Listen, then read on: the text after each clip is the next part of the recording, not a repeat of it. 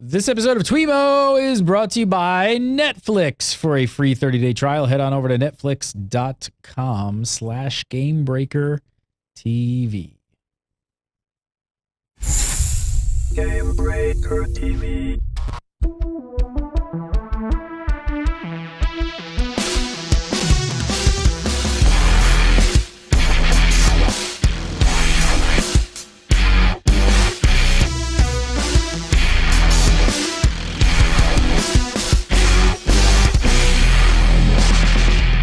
What's up, everybody, and welcome to This Week in MMO, episode 138 for April 4th, 2013. You're watching Game Breaker. I'm Gary again, and coming up on today's show, we're going to talk about Defiance. It has launched.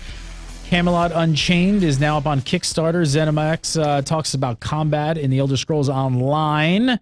And Scott Hawks and myself were at the GDC, the Game Developers Conference, last week. So we're going to talk a little bit more about that and tons more.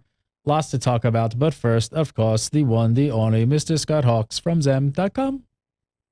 Hello, how are you? Hello, sir. How are you? So, I'm resplendent. I am. Resplendent. Look at you showing off your. Look at your strategically placed jumper. What? What are you talking about? Oh, evil man. I was just about to go out, and I just left that. Yeah. Left that behind me. The viewers scorn you, sir, and drool. It's nice. It's a nice little jacket. Nice. It is actually, yeah. So last week, both you and I ended up in San Francisco for the Game Developers Conference of 2013. That is your first GDC, is it not, sir? It is. It was. I was all newbie and stuff.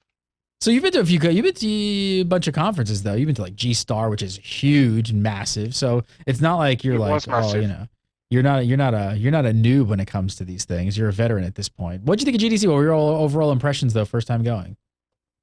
My overall impression was, wow, aren't there a lot of hotels around this place? Because that's where we spend most of our time. Like the conference is actually slightly. It was actually slightly smaller than I expected, the actual conference floor, but it was very cool. And it's always fun to see the kind of things going on for the sort of the new tech that's going on. But to be honest, most of my time was spent in the various very swanky, very shiny hotels that were within like a mile of the Moscone Center itself, which was where most of the meetings were going on. And that's where I spent most of my time that way. I got a lot of questions this week about like what's like behind the scenes of GDC. What do you guys do there? Like what's going on? So there's like the conference portion. Yeah, there's an expo floor and you get to walk around and like see some games and stuff. And like you said, it was definitely a little smaller this year. And I feel like it wasn't even like there weren't as many people there this year as there were last year. The show floor was pretty big, but nothing extraordinary. Not like an E3 or anything like that. Not like G-Star, that, yeah. No, it's not like that at all. But the main focus of the Game Developers Conference is really game developers and people who are looking to network and get into the industry. There's tons of keynotes going on all day, and you get to learn a lot of really valuable stuff. Unfortunately for guys like you and I, we get to go to like none of those things. So, which is really unfortunate because there's some really good talks that people give, and there's a lot of great stuff. But we kind of miss all that stuff because we're usually setting up meetings, and that's the thing I think a lot of people are like confused by. But you're going to hotels and you're schlepping around because a lot of the companies who don't want to have a booth and spend like, I mean, a small booth at one of these things probably costs at least $70,000, like a small one. So it's hefty. It's a big layout. So a lot of companies go and rent like a swank hotel room at like the W or the St. Regis or whatever, or a conference room, and they give demos there. They do press things there. They run us through like, hey, what do we have going on? They've got food being brought up to you. It's nice air conditioning. It's a nice, relaxed sort of space. It makes perfect sense. And it's right. There's such a preponderance of hotels right by the Moscone. Yeah. So it really is. You could walk from the floor to meetings in 3 different hotels in this like 500 yards each way. It's ridiculous. Yeah. So for us, for press, it's basically like wake up, which is like 2 p.m. for some of us, not all of us. For you maybe. For me, more like 6 a.m. But yeah, okay. So it's wake up at like 6 a.m. You're starting meeting. You go to breakfast. You start meetings, and basically you're just going from hotel to hotel or to the showroom floor, and you're having usually 1-hour meetings with all the different companies, and they're kind of running you through something and showing you what they've got going on. We're going to talk about some of them here. I mean, we both went to a lot of the same stuff. We went to SOE, saw Dragon's Prophet, talked to PlanetSide guys, Eve and Dust 514. But I got to say my favorite. I think my highlight for me this year, I don't know if it's the same for you. I knew what it was going to be before we got there. I was looking forward to seeing your face when we got there. And I'm glad that we got to go to this one together. So we were we were at one meeting, and I was like, hey, I didn't even have a meeting with them, which was great. Like I didn't know. And I was like, Scott, where are you going? He's like, well, I'm going to talk to Paradox. And I'm like, Paradox? Magica? I'll go talk to them. So I just tagged along and kind of went there and said, hey, do you have a space for me? They were like, sure, come on in.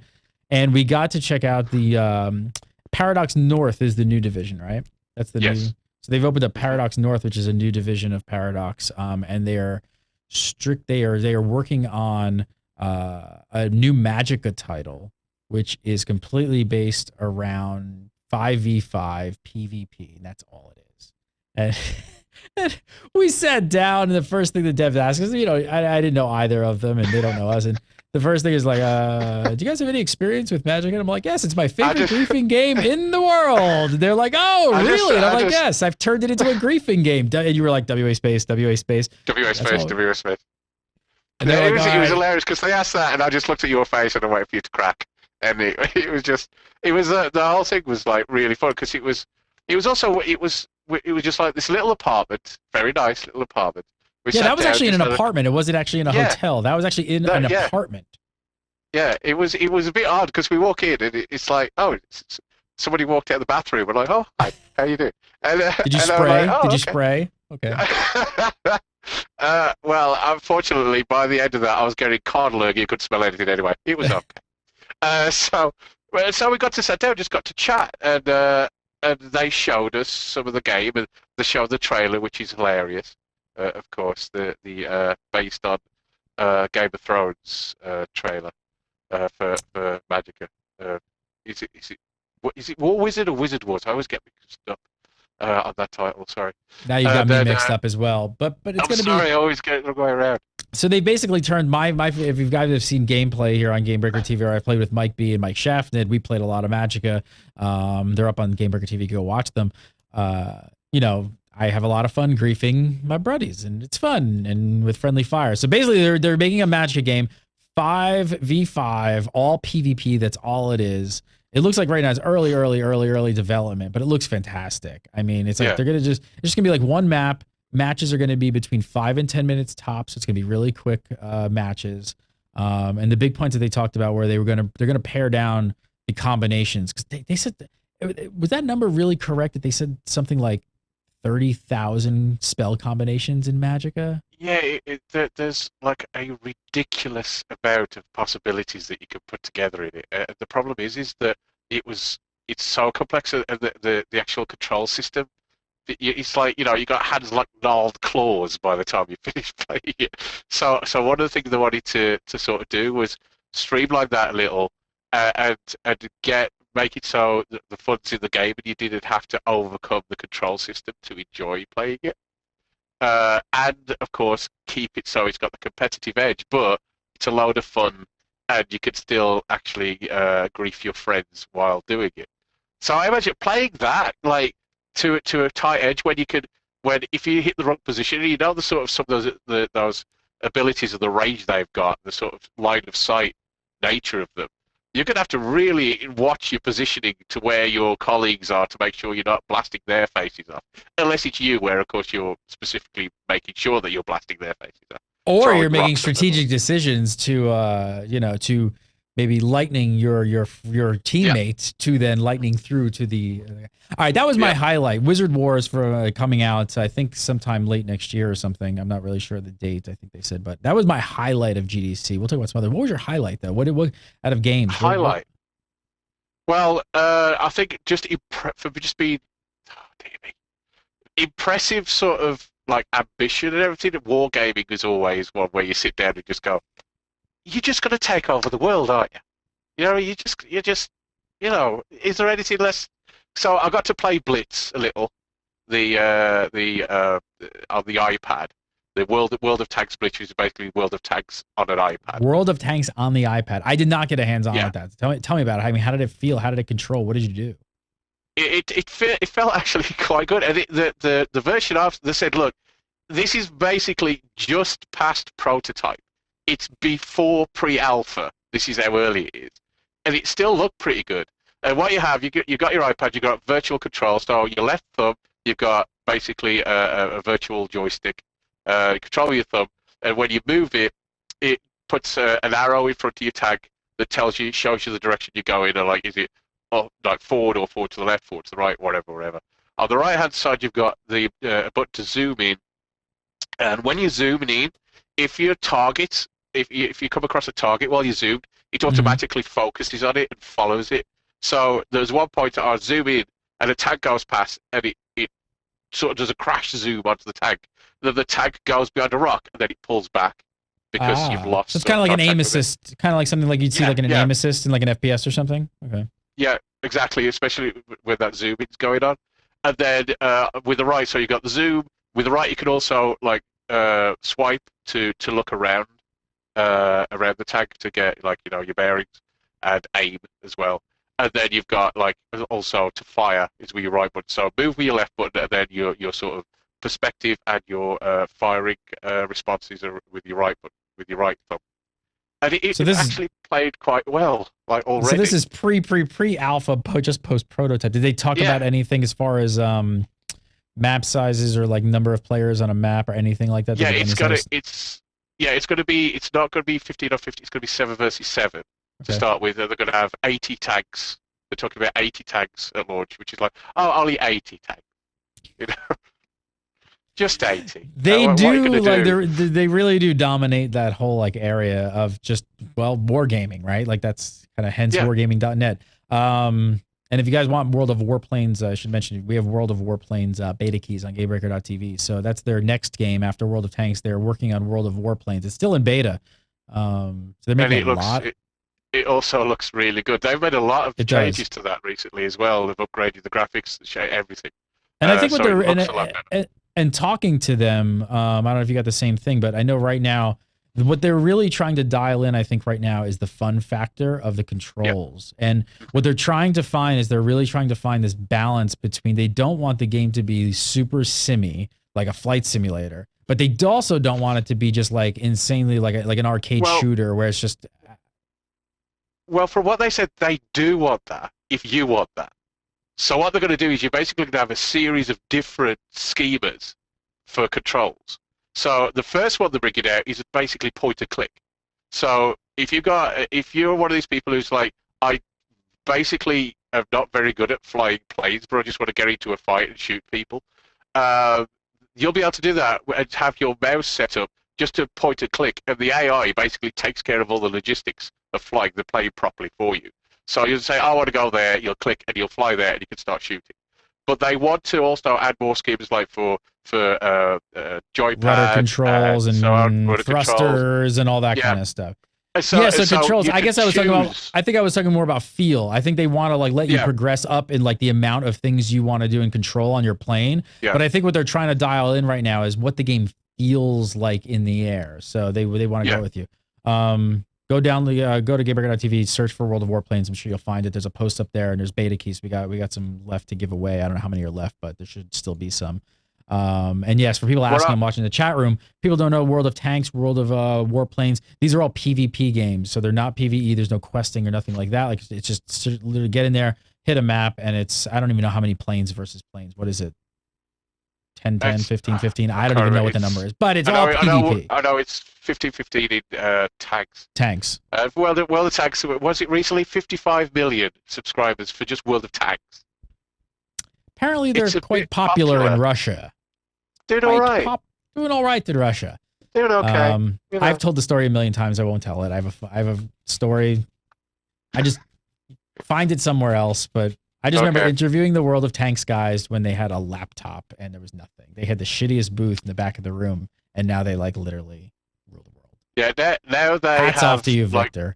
I had no idea. I had no idea they were 15 years old. I had no idea. All right, moving. Who knew? Wargaming.net's been around for 15 years. They had their party. No, it's Let's talk SOE. Dragon's Prophet. okay. A lot of people wondering about this Yes. game. Kind of came slightly out of nowhere when I first heard about Dragon's Prophet. I was like, oh, where? I hadn't even heard of this. So I got I'd say about a half-hour demo from the SOE peeps. It's Sony Online Entertainment bringing out a free-to-play MMO called Dragon's Prophet. By Rewake. Sorry? By Rewake, who did yes. Runes of Magic. Aladd's? Or is it Runes of Magic? Runes of Magic, right. Yep. I think the real attraction here for people who are looking for this game, what I found was dragons, obviously. Yep. Collecting dragons. You're gonna get a dragon like super early in the game. I think it's like, within the first like couple levels, you're gonna get your basic dragon. Yeah. You're gonna be able to tame dragons out in the world. Not everything out in the world is tameable. But it seems to be for people who like that sort of, really collecting. Collection for sure. And they're gonna some of the skill system with them, and it seems pretty in depth. Yes. And their crafting system. So it's got all the other things that a normal MMO would, crafting, all that kind of other stuff. I got a hands-on with it. Did you as well? Yeah, I did too. Yeah. There's like 300. The quick backstory is the idea is these elder dragons have basically formed this world, and that they've been getting busy with it, with a variety of species. So not all the dragons. Like one of the dragons says, "Okay, these are the dragons," and one of the dragons basically look like a large green mammoth. And you're like, "That's a dragon." Yes, and, it did not. It looked more like a cross between like a rhinoceros and like an elephant, woolly mammoth or something. Yeah. Yeah. And it's like, that's a dragon. Okay. And so they all look very big. They've got dragon's blood coursing through them. And there's 300 different species, and you could tame over 100 of them, I think was said. The process is you go to hotbar ability, and you go to tame them. And then when you do, it's like riding one of those like a mechanical bull ride. There's like a mini game involved, right? While you're taming them. And there's a circular target basically, and it's moving all over the place. And you got to use WSAD to try and keep within the center of it long enough. And if you do that, then your dragon like says, "Okay, I'm going to be your mate now." And you add that to your stable. And depending on the dragon that you're using, you could use it to fight. You got a bar that tells you like it can stay out for so long and then it has to go away. But you can also combine that dragon's abilities and take some of those powers for yourself. So you can customize your character depending on what dragons you have. And also each individual dragon is randomized. So every species will have a certain amount of slots. And then within it, it'll be a random generation of those abilities and like their stats and everything. So you'll be looking for something because you like the look of a dragon, and then you try and get the min-maxing aspect of it as well. And so there's a huge amount of collection involved in it. Yeah, and I think some of this I found quite interesting. I was asking about some of the post-launch stuff, like PvP especially. So they plan on probably not at launch, but after launch, having full PvP with some sort of territorial control to some extent, and also having flying combat. So they want, obviously dragon on dragon action. Dragon on dragon action, yeah. Well, it's the frontier system that they talked about. And the idea is that when you get to level 50, which is the max level, you'll be able to go up to the frontier, which are these big floating islands. And like guilds are going to be able to own the whole island. That was implied. And you can buy a plot of land to build your house, so there's player housing. And it's not going to be at launch, but they talked about the frontier system is going to be game wide. So you'll have servers for like 1 to 50 in the world, and then when you go up to the frontier, that's game wide. So everybody in the game is going to be supposedly, I think, in the same instance. I think it's very early, by the way, so that could change. And they're talking about PvP being something that happens on the frontier. So if you've got player housing in this, and who knows what that could lead to? I mean, and that was a very big aspect that they showed us in the demo as well, was the player housing, and it looks somewhat similar to Rift's Dimensions, where you can place tables anywhere, things like that. You can buy a plot of land, build your house, different size houses. So I think it's definitely going to be an interesting one to watch. It's called Dragon's Prophet from SOE. Let's talk next about we got to see Warface being Crytek guys, and that is that's being published by Tryon, which is a first-person shooter, sort of like Call of Duty, I guess you would say. You know, obviously. I'd say Counter-Strike. It's a Counter-Strike type of matchup. All online. It's browser based, first of all, which I didn't know before. I think I missed that memo somehow. I've seen the game before, but somewhere I missed along the way that this was browser based. So graphics look really good. I mean, it looks really polished. I don't know when they're planning on launching, but again, totally free to play game. Apparently, they've already launched, I believe, in Russia, and it's like massive. Again, Russia's the place. I tell you what, if you got weaponry in a game, apparently it's the place to try and break, because it's doing very well. When you first open it up, you are really surprised that it's a browser game. I have to say, it does look great when you first get into it. It needs some polish on the UI, especially actually the front end of it rather than in game.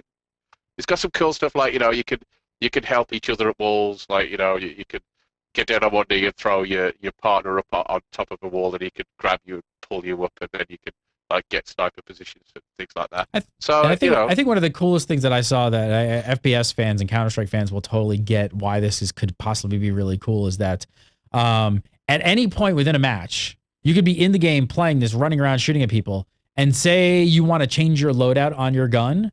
You can do that at any time, and they've built a really slick system. So basically, you hit one key on your keyboard, and your gun goes from like, you know, aiming position to kind of a like side position where you're sort of looking at it, and it doesn't take you out of the game fully or anything. And it's got like these kind of breakout menus that you could throw on a suppressor really quick. You could like, you know, change out the clip or the mag, or like you could do alterations to your gun really, really, really quickly, which I don't know if I've ever seen that in that type of a game before. And I think that that's actually going to be a really interesting aspect to this game, because you could sort of like get on there, start playing against your opponents. You might pick up on some ways of how they're playing their game and immediately counter it and change your tactics and change your loadouts. And like, if you're talking to a group of people, it could really change the strategy on the battlefield. Yeah.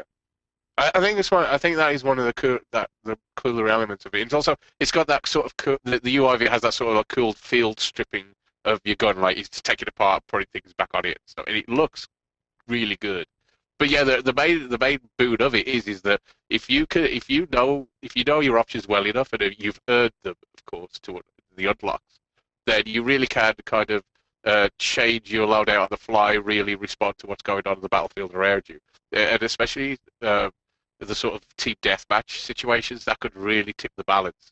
And make a big difference, I think. So there's a lot of cool stuff in there that I can really see why people have latched onto it. Let's say I think it needs a little work in some areas, but there's a lot of potential in it, especially for a browser game. That's what made my eyes go like, what's a browser? Because as I said, I've seen videos of it, but until I played it, I completely didn't believe it was in a browser. But yeah, I think some of the controls could be tightened up a little bit and things like that. It just felt a little bit off, and maybe still not out yet though, so they're still working on it. So, but I gotta say, I'm very impressed by what they've gotten so far. EVE Online, Dust 514. I got to sit through an hour-long presentation, which I gotta say it was a really good presentation for not for you or I, for 90% of it, but I think for a lot of people who may or may not be so versed in the EVE universe, they did a very like, hey, this is where we started, and this was the first box we ever had. Like they started at like day one. So Scott I love that, because I was like, I had that box. Yeah, I know that one. It's like a little trip down memory lane.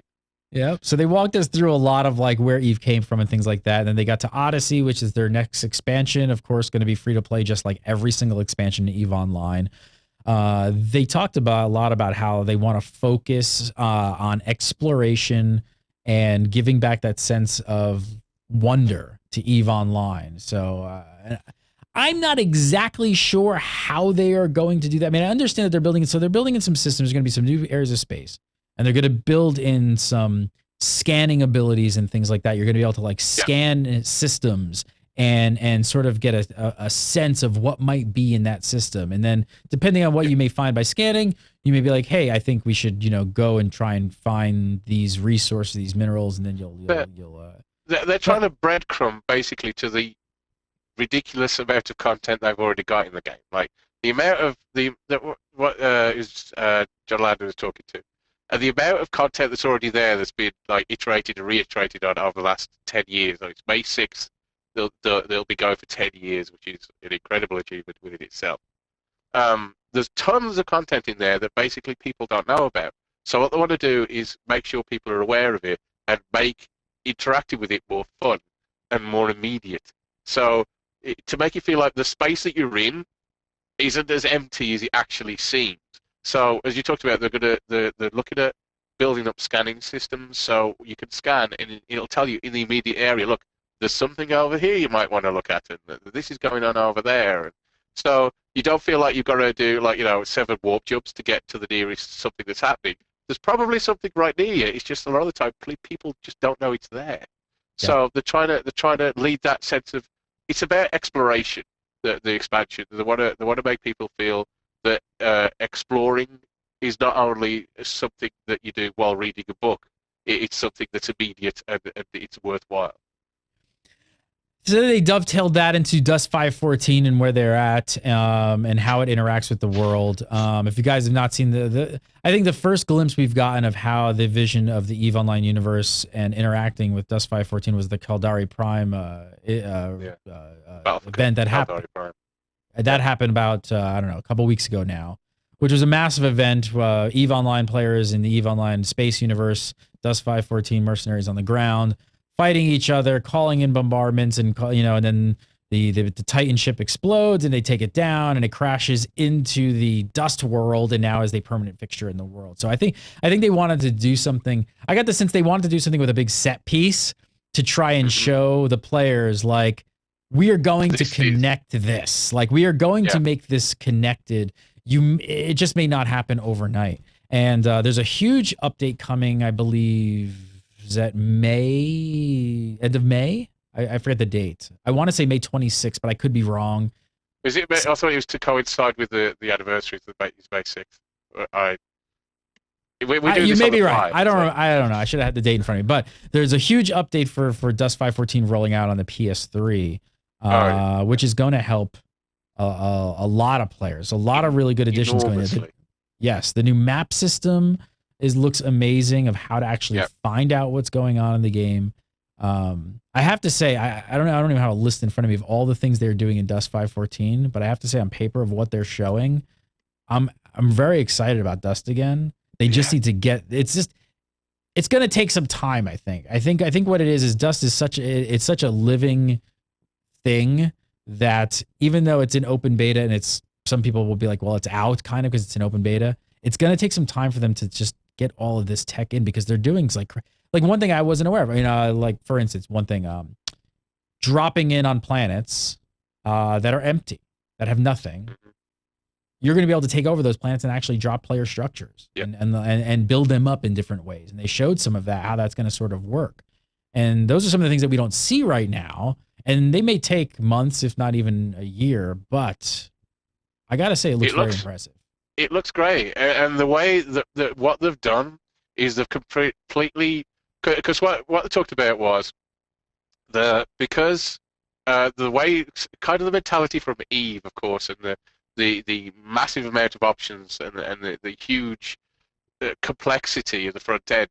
That they kind of brought that in some ways with Dust, and basically PlayStation players went, what the hell's this? Why am I having to learn how to use the front end to be able to do anything? And so they've gone back to the drawing board in a lot of ways, and the new UI for things like the sort of node-based skill system that they're talking about looks really good. Yeah. And they even said, we're not going to promise anything, but we might import this over to Eve. To Eve, yeah. Yeah, which would be very interesting to see how that would really streamline the new player experience for Eve players. But I think, things like taking districts, as you said, you'll be able to build your own structure, and those bases will make more clones, and then it becomes strategic on what planets you've got them on.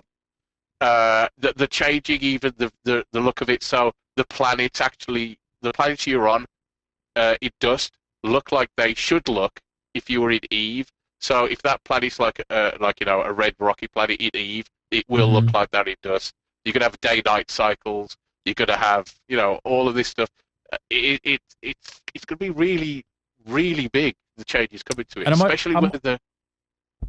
I'm watching chat room and just like looking at some of the comments while we're talking, and people have obviously played it in their game maker community, and I think that some of the stuff that they do need to look at, especially people are talking about like graphics, right? Graphic fidelity, like it doesn't look so hot. I think part of that patch coming, am I right? Large graphic update coming. I honestly think that they're pushing. I think that they're pushing the technology to the point that it's just like they're really just at that razor's edge of trying to getting this to work. I do agree with some of the other people in the chat room as well, is that on paper this sounds great. I think what they do need to still work on, because yes, right now today when I play Dust, it doesn't feel right in my hands, like as a shooter. Like that's what they need to dial in.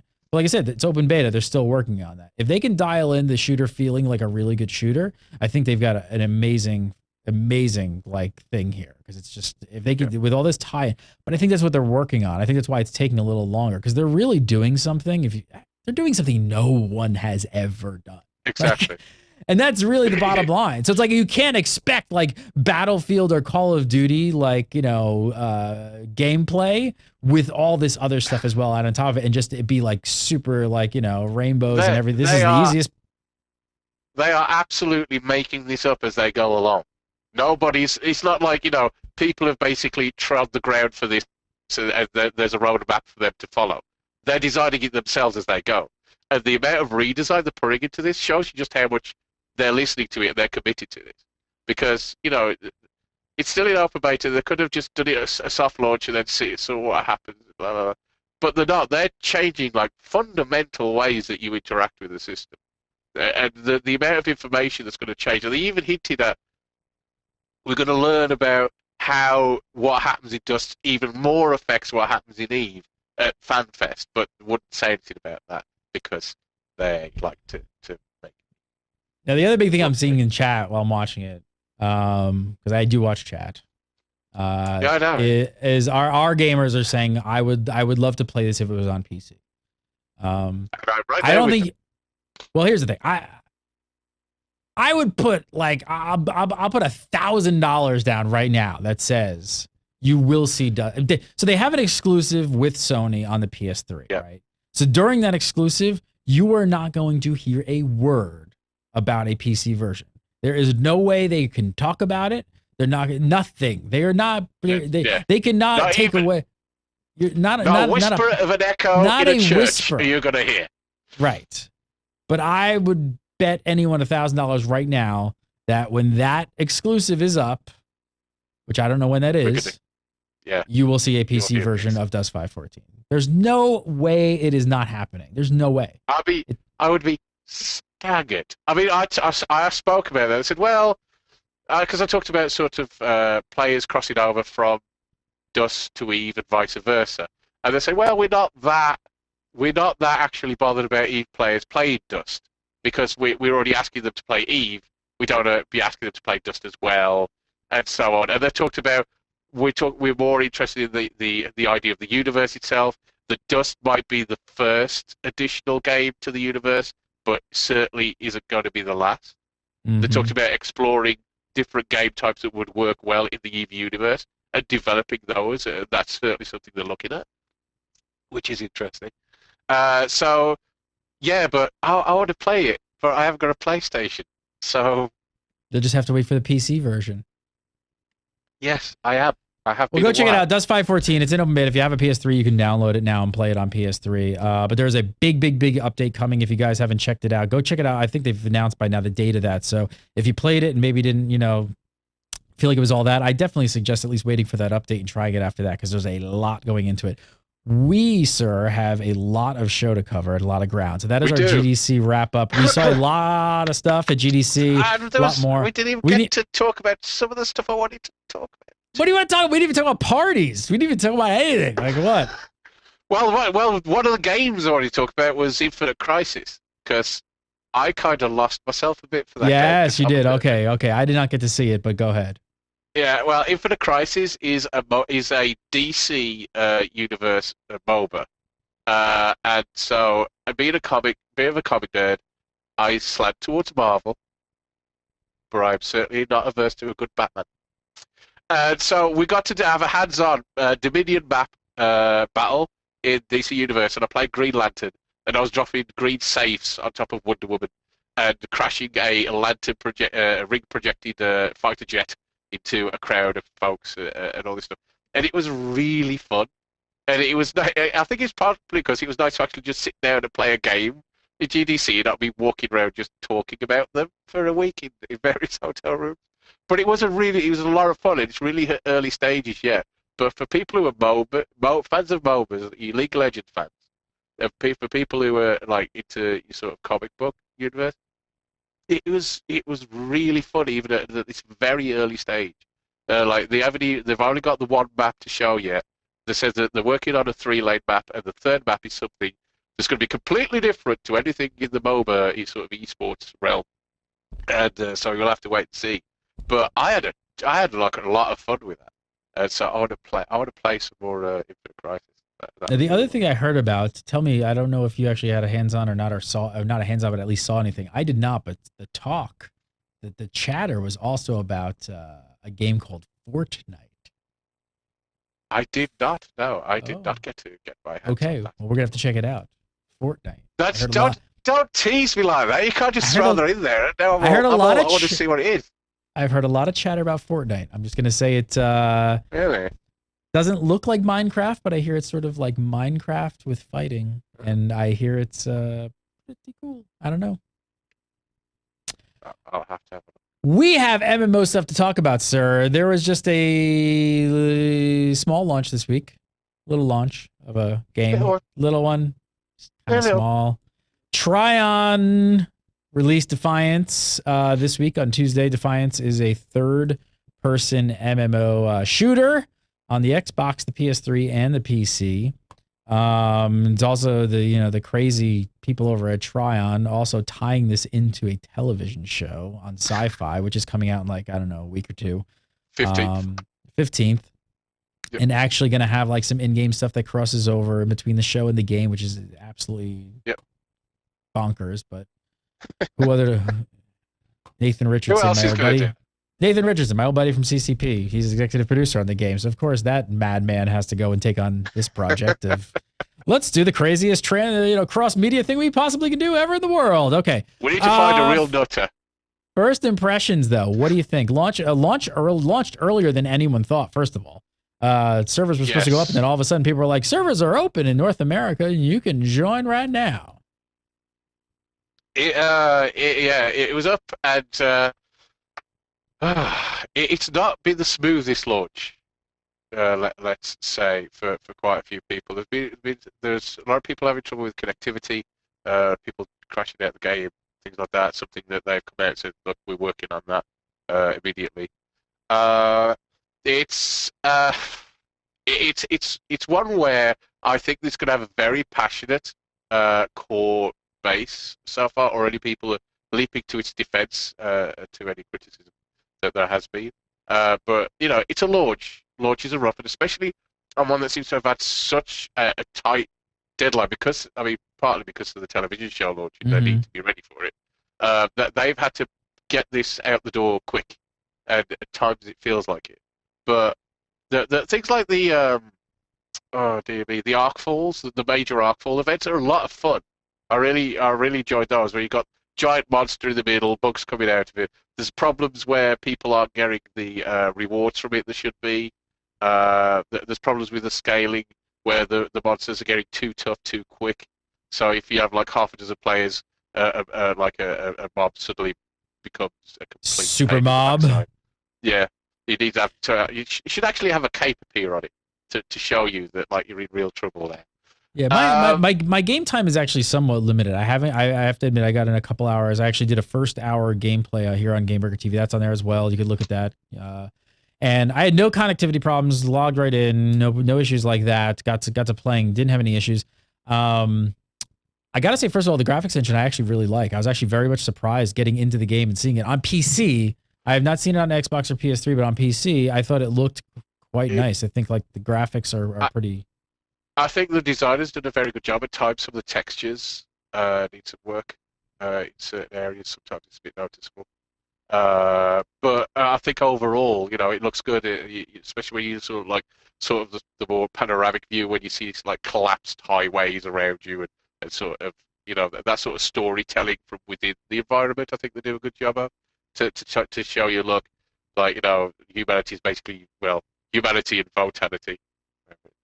It's kind of rebuilding itself in this world that's been affected so greatly. So I think it looks decent at times. The environment looks okay. Some of the textures maybe might need a little work at times. But as I said, it needs a little work. There are certain things like the character models that do look a little too similar. It needs a bit more sort of customization, I think, to distinguish. Um, and there are things that need some work. Yeah. I think from a gameplay perspective, for I think a lot of our viewers are probably PC gamers like myself, very much used to a keyboard and mouse, and that was my first. I jumped in with a keyboard and mouse at first. That was my biggest mistake. So, which it shouldn't be, but I have to say it is very, very, very obvious that this game was developed with a controller in mind for the Xbox or the PS3. Yeah, I luckily really I have a UI. controller. Yes, so the UI needs some love. The UI needs some love, work. even with a controller. I think it's very unintuitive, and you can't find certain things. But it got much easier once I actually had a controller in my hands. Once I had a controller in my hands, it sort of made sense to me. So and you change the readout so you could actually see what you got on your joypad controller. So. Yes. So if you guys are playing out there and you do have a controller, and even though you're used to playing with a keyboard and mouse, I almost suggest trying it at least with a controller and seeing that. I'm kind of still like I'm gonna wait out and get more hours in. I don't think I've played enough of it. I'm seeing completely mixed response. I'm seeing some people who are saying like, I love this game. It's awesome. I'm having tons of fun. It feels like a Borderlands MMO. And I'm also seeing the other side of things where people are feeling that it lacks in content. And there's some people who have kind of like burned through a lot of the content. I have just barely scratched the surface. I think if people come from it certainly from an MMO perspective, they'll be like, there's a lot. If you enjoy running around shooting a lot and just wiping out monsters and things like that, that's how you're going to be spending most of the time. There isn't a huge amount, like a massive amount of variety outside of that. There are a few things that you can do.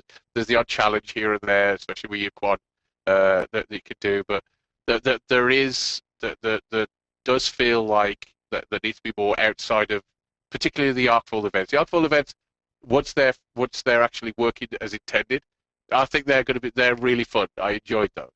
And see, here's the weird thing, kind of like you got to question to some extent, right? Play devil's advocate for a second here and say like, there's no subscription fee for Defiance. It's a buy the game for, what is it, 50 or 60, whatever, depending on platform, and that's it, right? There's no subscription fee like other MMOs for this.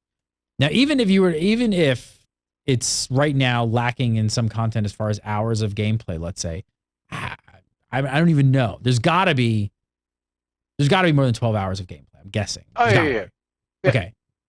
Well, I bought BioShock Infinite, and that's about 12 hours of gameplay, and I'll finish that.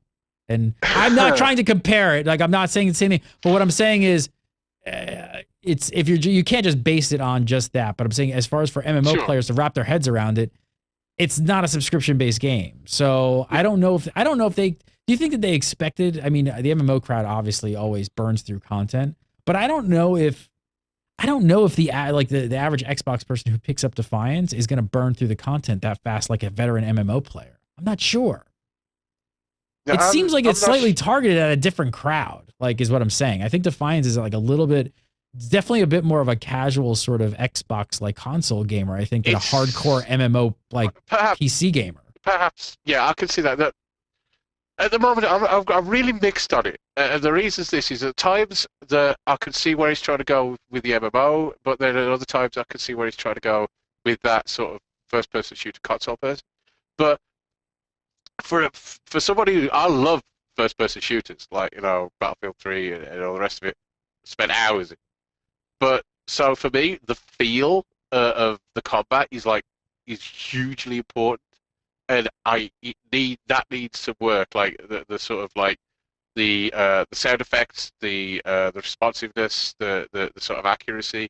Like when I'm playing it with a hunting rifle as a sniper, like I like 90% of my kills are headshots because there's no sway, there's no kind of I have to hold your breath mechanic or anything like that. I just pick them up, and it's quite straightforward. So it's very arcadey. It's extremely arcadey. I mean, you drive around your car, your ATV. I mean, you can't flip the thing. It's like that's obviously that's obviously where they want to go with it. I'm getting beat on by the chat room because I just compared Defiance with BioShock. I'm not comparing gameplay. I am not comparing gameplay. It was a bad comparison as far as I was trying to make some comparison with time, and it was the wrong game to pick because honestly, BioShock. I'm not done. I'm about 80% through with BioShock Infinite, and it's already probably my game of the year as far as this year goes right now. It's unbelievable and it's amazing. So I wasn't really trying to go there with that, but I'm on the fence about it. I played it for a little over an hour into it, and I felt like an hour into an MMO is newbie zone, tutorial, newbie zone, and easy mobs, and not much there. Now I'm hoping it progresses beyond that. I'm hoping, I'm not just killing mutants for the next 2 months. I hope some of the other areas that I go into are not just those same mutants with these same quests. I don't know. I think one of the things, because we've talked about shooters as well coming in, because you kind of expect, and one of the big criticisms so far, and our Biscuits talked about it, a lot of people talked about it, is the AI. And it was when you first start, like, you wonder if it's just the starter area, that very beginning portion. And there's things that, like, as I was in the tutorial piece, I was trying to figure out why I was getting XP for any of the kills, it seemed. And then you move into the world and you do, and I didn't quite understand that transition from within the world. It sort of took me out a little. Didn't quite understand that choice.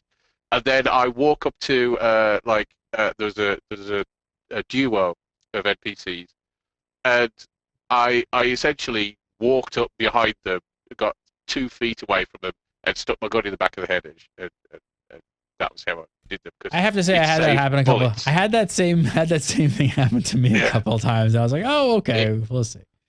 Well, it could have been. It got to the point. Some of the way they were set up, I knew I'd save ammo by walking up to them close, and I knew they wouldn't react to me, and then wiping them out. That he would have taken them from range, and that sort of thing is a little troubling. Some of the things don't quite respond the way you expect them to, and as I said, it's early days, and I haven't played it far enough yet to have a real judgment. But I am feeling a little. It needs some work in certain specific areas. But the essential gameplay, I think, also it needs tuning a bit. I say I can't give final judgment yet. I'm writing a review on it, but I'm not going to really touch a proper review until like the 15th, when the show comes out. I'm going to say, okay, here's the show, and let's look at how the game's looking. But yeah, and I'm gonna get more hours in as well, and keep playing it, and just trying to just get more hours and to see kind of where it goes. So let's move on and talk a little bit about Elder Scrolls Online. So ZeniMax answered some more community questions about combat in the Elder Scrolls Online. So I don't know what you guys want to call it, Tesso, Esso, whatever it's called. We pulled out some interesting bits. He says there may have been some questions as to weapons determining the shortcut bar, but they do not. However, weapon swapping is set up in such a way that you have one shortcut bar for each of your 2 weapons. You have active and backup. The shortcut bars switch when you switch weapons. But again, you can populate either bar with any abilities you like. So basically, basically you don't have 6 abilities, you have 12, correct? I mean, because you can swap on the fly and have a pretty much completely different skill set. Yeah. So basically, Guild Wars you've got your weapons, you just switch them pretty much whenever you feel like. Okay, so in Guild Wars 2, you've got like 10 abilities. Swapping weapons only changes 5. So really, if you want to compare it, it's sort of 12 abilities to 15 abilities. Yeah. But now, how did you feel about this? How did it work? Because there's no cooldowns in Elder Scrolls Online, correct? So in Tessa, you might want some of the same abilities on both weapons, correct? But that's, well, you might want to know the two hotbars, yeah, like the different sets. So you got some are weapons, some are because of your class, some are because of you could get, say, let's say if there were to be, not saying that there definitely is a line of vampire skills, there definitely is. And you wanted your vampire things on, you'd want to keep those on maybe for both hotbars when you switch it in and out, for example. So yeah. So you could have completely different sets, but if there's abilities that you're kind of building your build around, building your spec around, that's better. Then you probably want them on both. Does weapon swapping itself have any sort of cooldown? I don't know. I didn't get to level 15, which is when you get weapon swapping. So I don't know yet. I didn't get to try that out. But it would make sense to. But yeah, you don't get other cooldowns really, so it would have to be different. All right, well, check this out. This next bit actually sounds really interesting. So this was related to stealth in Elder Scrolls Online. They said, we also have disguises in game. Disguises work by allowing you to put them on. This will make some normally hostile monsters neutral to you. You will be disguised instead of hidden on your crosshairs. Detection will be very similar. This sounds cool. I wonder how big this is going to be part of the game, though. I mean, it's not like we haven't seen something like this before in specific quests and other MMOs, but I mean, I almost feel like, would they have even brought something like this up in an interview if this wasn't somewhat a pretty big aspect of Elder Scrolls Online? Certainly, we talked about that because there are quests very early on where you get disguises to use. Like the first one, Ostros Makai, you get to put on one so you look like the local sort of ruffian. But they're all drunk. So only the drunk ones won't tell that it's just a disguise. And the ones who aren't drunk are the ones who are on watch carrying torches. So if you go near the ones with torches, they can tell that you're not who you say you are, and you have to avoid them anyway. But all the rest of them are all hammered because they've been partying.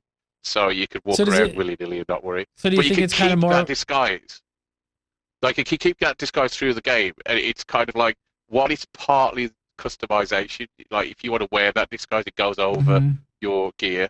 So you could, like, if you have a costume that you really like, you can keep that for as long as you want to wear. So it sounds like a bit more of like, so it is kind of like an open-ended system where like you're basically, if you're wearing the same armor as the guards, and they're not going to basically get in your way and that sort of thing. Well, I didn't get far enough to really test that out. But it would make sense that if it's within an area that you've been before and you've still got that gear, that you could use it again and go back to that same area and still use that disguise and get away with it. All right, next up, they said the vast majority of abilities are focused on utility rather than damage, and the weapon, light, and heavy attacks just do damage when that's what you need. There are a few spells that do bonus damage in specific situations, but for the most part, you'll want to select abilities for their situational value. This includes abilities like heals, spell reflection, casting a light source, stuns, intercepting attacks, summoning pets, and more. Did you experience any of this? Is this something similar to your experience with your playtime? Yeah, like one of the abilities, Fiery Reach. That was my favorite one. The one where you throw the Ghost Rider chains out and it grabs somebody and pulls them towards you.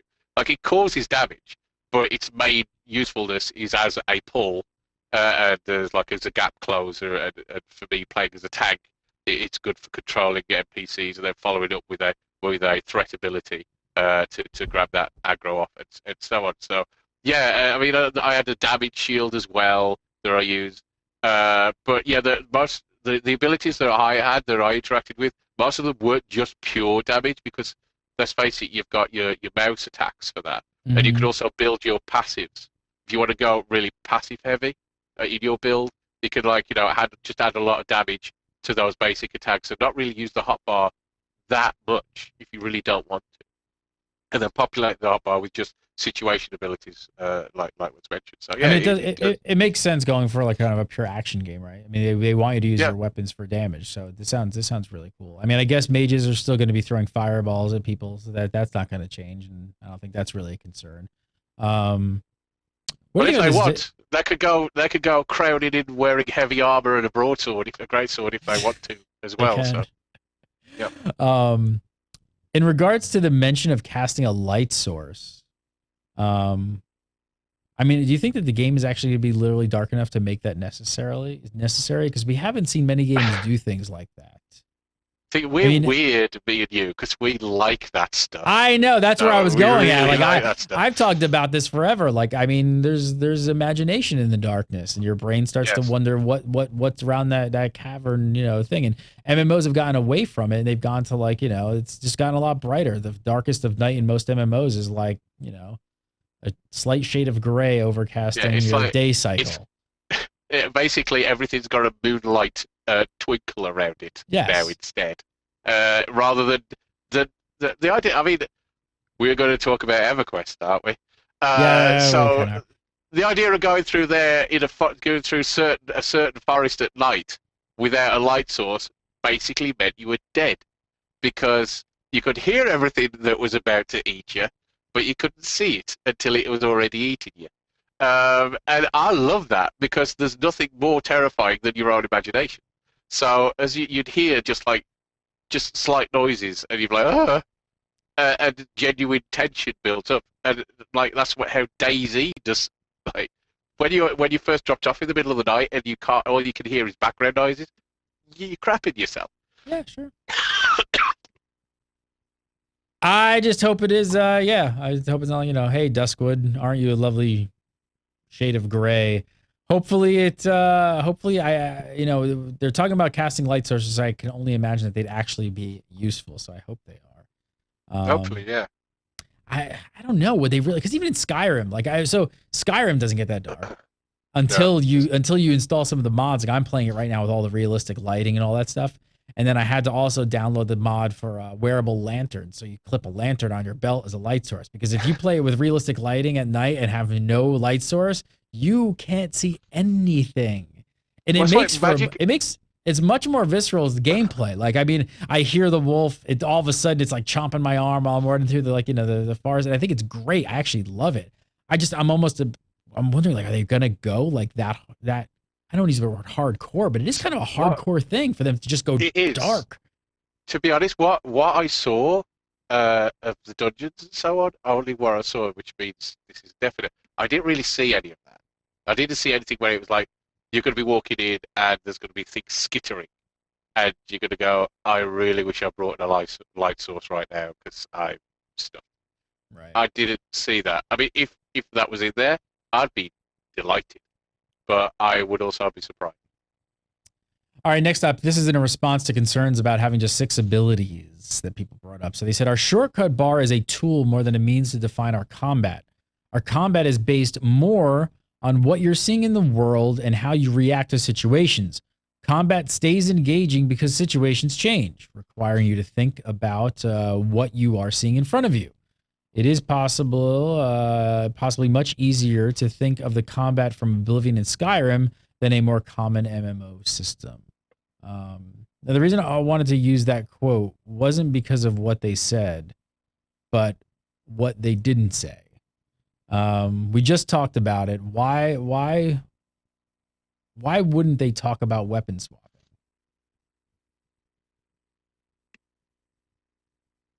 Because nobody's actually really played with it yet. Probably, I don't know. I guess if it is something, should we be concerned that weapon swapping isn't going to be a big deal in Tesso? Well, I think it's going to be a big deal just because of the options it's going to give you. Because there are so many, you've got so many variations that you can pick. That weapon swapping and that hotbar swapping and the different, being able to switch things on the fly is going to be a big deal, purely because of the different options it's going to give you in combat. You can switch from pretty much different functions in a group by switching those weapons out. Like you could go from close to range. You could go from you could get a restorative staff as your off, so you could go have a healing staff and healing based abilities like if you want to do it that way. So weapons, I think it is going to be a big deal because of the options it's going to give you. I think it will. I do. All right, finally they had this to say. They said, yes, we have crowd control, stuns, roots, snares, etc. However, we know it isn't fun to be on the receiving end of these. Provided you have enough stamina, You can usually get out of a CC situation and have temporary immunity after. But if you have been using your stamina for other things, you may not be able to extricate yourself. That's a really interesting way to handle CC. What do you think of that? What do you think? I talked about this with Maria Alapradro, she's the, I hope I just said that right. She's the one of the main people when it comes to monster combat design, but she's also an absolute Alliance versus Alliance fiend. Like the other devs just like run away from her as soon as she gets on the battlefield, and she imagine Ed, but like really like not as reserved and cool, more like in your face and hardcore. Yeah, really. Like she's that. She knows her stuff, but don't mess with her. I'm telling you. And she was talking about all the different builds that she used for different situations. But she also talked about stamina break, and that's one of the things they do. Is basically if you're in CC, you hold down left and right click at the same time, and that's expend stamina to break the CC that you're in. And so, but of course, if you're a stamina-based class, if you're using all of your stamina on your abilities to dish damage out, it's very feasible that you can find yourself without any, and so you're stuck. So it's going to be that balance. It really is that when they talk about it being a resource management combat system, it is, because you're going to have to go, well, I don't want to go too heavy on this because I want to keep some stamina back in case I've got CC, and being strategic with your use of your resources. Yeah, and also with your build.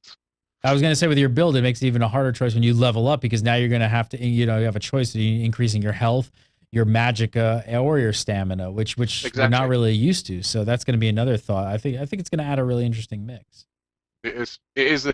That is one of the things that she was talking about. Going, if some people like really focused, like if they're a caster and they go crazy down for magicka and really boost their magicka up, you're going to be able to CC them into the ground. So if you let's face it, it's the way in virtually every PvP system, and with this even into the PvE, of course, is that if you focus too much down one avenue, you're going to end up missing out on other utility things that are going to be incredibly powerful. And that's the case with this. You're going to need some stamina in there to get yourself out of trouble. That'd be a nice little balance. We're going to have to figure it all out. I want to talk a bit about SimCity is really an MMO, but first I want to talk to you guys about our sponsors.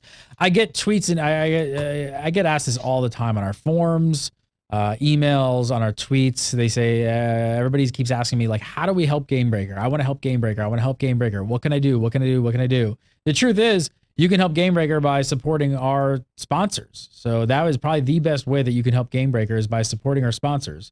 And we've got if you use netflix.com/GamebreakerTV, use that URL. You can sign up today for a free 30-day trial on Netflix for the streaming service. It's like $8 a month after the free 30 days. It's an awesome service. I've been a member of Netflix for, God, I don't even know, like 6 years now, I think. It's a really, really great service. Check it out. Just use that URL. And by supporting our sponsors, you are supporting Gamebreaker. There's new episodes of Mad Men up here, Walking Dead, all kinds of good stuff. There's obviously House of Cards we've been talking about, which is a Netflix original. They have a new, what is it called? There's a new original series. I don't have it here in front of me, but there's a new original series coming to Netflix as well, which looks really cool. The most important one, are you talking about the most important show of the year? Doctor Who. No, the Doctor, that's different. Doctor Who's already there. That's great. I'm talking about Arrested Development. Oh, yeah, that's on here. Arrested Development's back in May. They announced, they confirmed it today. I think it's May 25th, I think. So, yeah, Netflix is funding a new series of Arrested Development to produce it, and that's going to be out in May. So I can't wait for that. Check it out. Check it out. Check it out. Support. Go over to netflix.com/GamebreakerTV. Sign up for your free 30-day trial.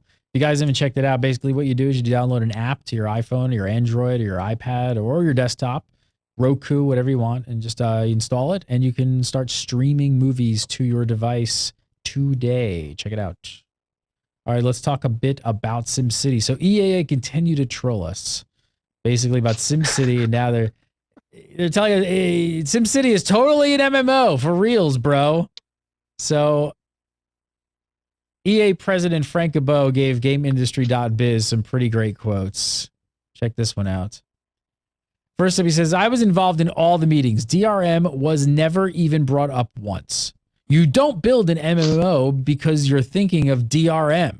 You're building a massively multiplayer experience. That's what you're building. SimCity started out and felt like an MMO more than anything else, and it plays like an MMO. I'm disappointed that we didn't do a better job communicating that up front.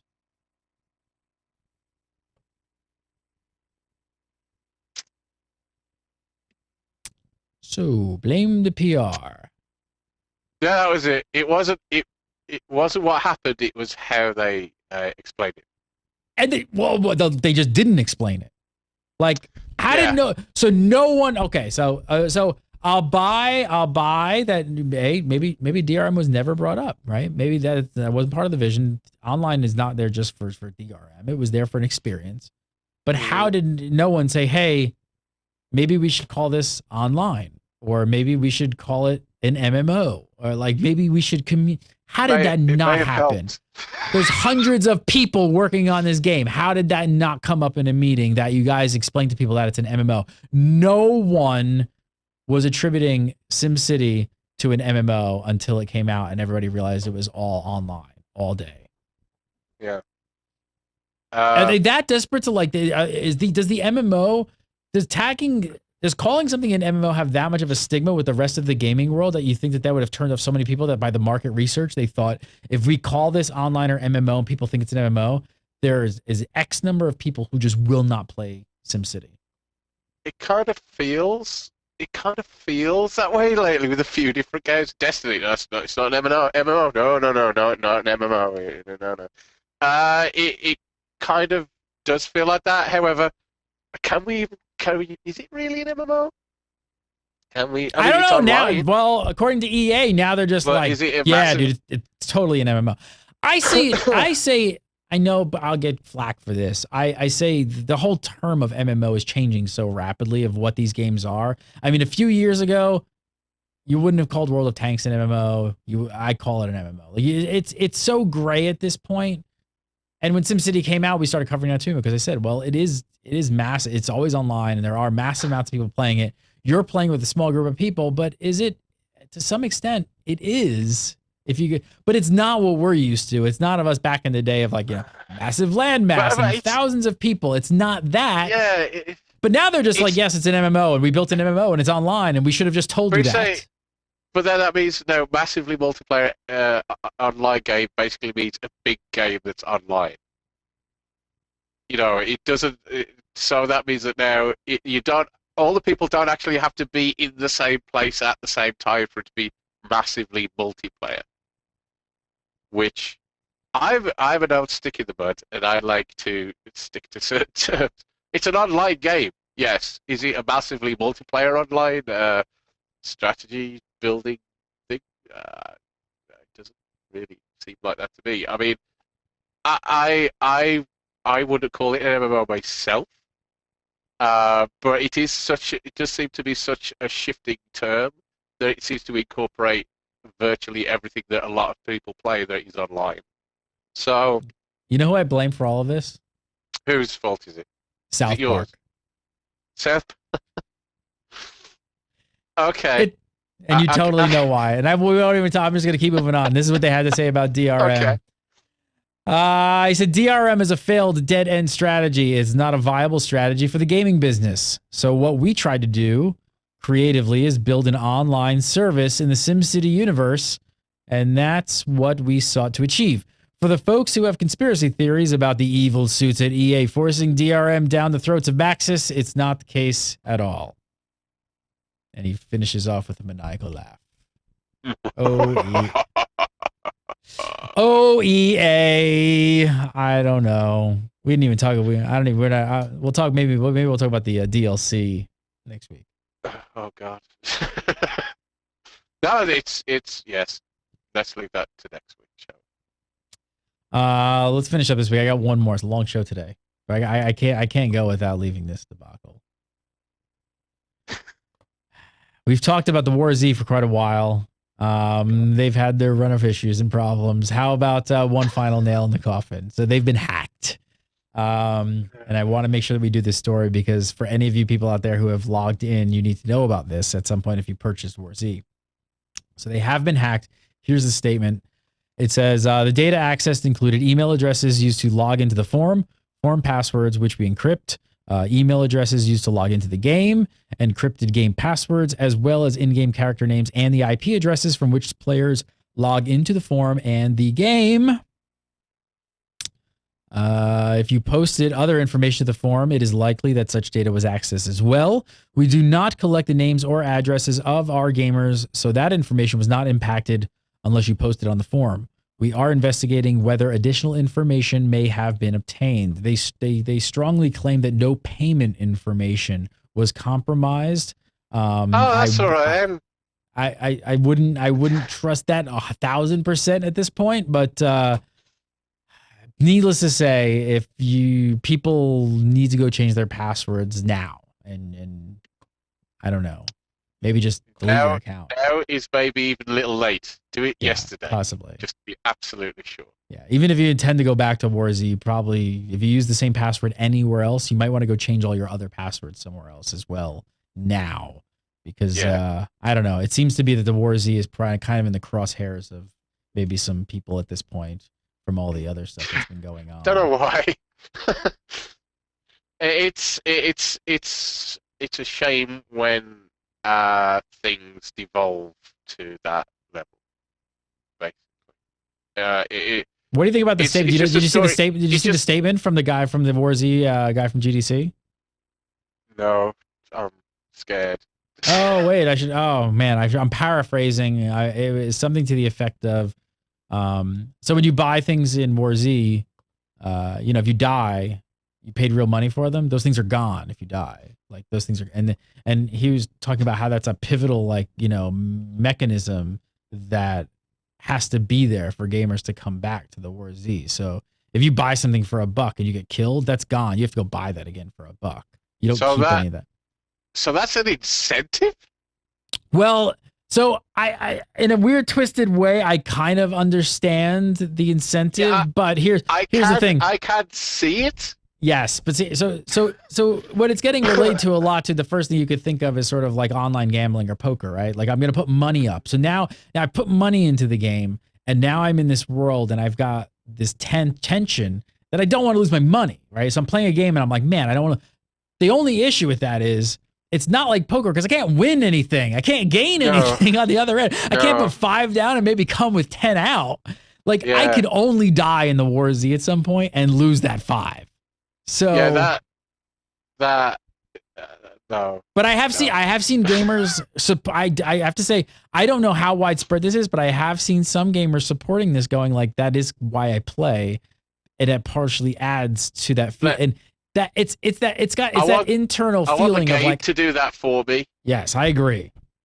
I want the game to make me value that if I get killed in a game that you may have heard of called Daisy, that apparently has some similarities. Apparently, that when you've spent hours getting together that equipment that actually makes a real difference to what you're doing, if your friend accidentally freaks out and shoots you in the face, you're really, really not happy. So that's from the game, and I didn't have to spend any money on that. And I still got the same, I would think, the same sort of tension, that same sense of loss. Yeah, I don't buy. I don't. I'm not buying the WarZ's philosophy on gaming, and I think my flag is, if that's such a pivotal mechanism for game design, how come there's no one else out there that I know of doing it? Do you know of any other game out there? Like maybe there's some really shady other games out there that do something like this, but if this was if gamers really wanted this, which they sort of claim, that they did all kinds of surveys to their gamers, and the survey said, don't take it out of the game. Like they were like, you have to leave this aspect of the game in, that if I spend money and lose it. If you want to do that, I think that, to be honest, go ahead, as long as you don't have to do it. I don't care. But what it comes down to is, I wouldn't describe that as being a pivotal part of your game, because the game itself should basically exude that experience for you, particularly in the avenue that they're trying to do it. Well, I'm going to say, wait for DayZ. Stay far away from this one. You won't get hacked. You won't get raped. And, and it sounds really good. Interviewed Dean Hall. That's on the Zab, and it sounds really good. June, we should hopefully find out June if we're going to get alpha. Yeah, as long as he doesn't kill himself over Mount Everest, the crazy bastard. Yes, good luck on the South Ridge there, Dean. Yes. Scott Hawks, editor-in-chief over at Zam.com. Go over to Zam.com, check out all their great coverage over there as well, and follow him on Twitter at Jarimor. That's Jarimor on the Twitter. You can follow me, not at Netflix. You can follow me at netflix.com/GameBreakerTV. It's where I hang out all the time. No, you can follow me at Gary Gannon. Follow GameBreaker TV, and we do This Week in MMO live every Friday at 3. The time has not changed. For those of you watching the live show, it's just today for some scheduling issues. Come on over, check it out, and we'll see you next week for more This Week in MMO. Have a great week.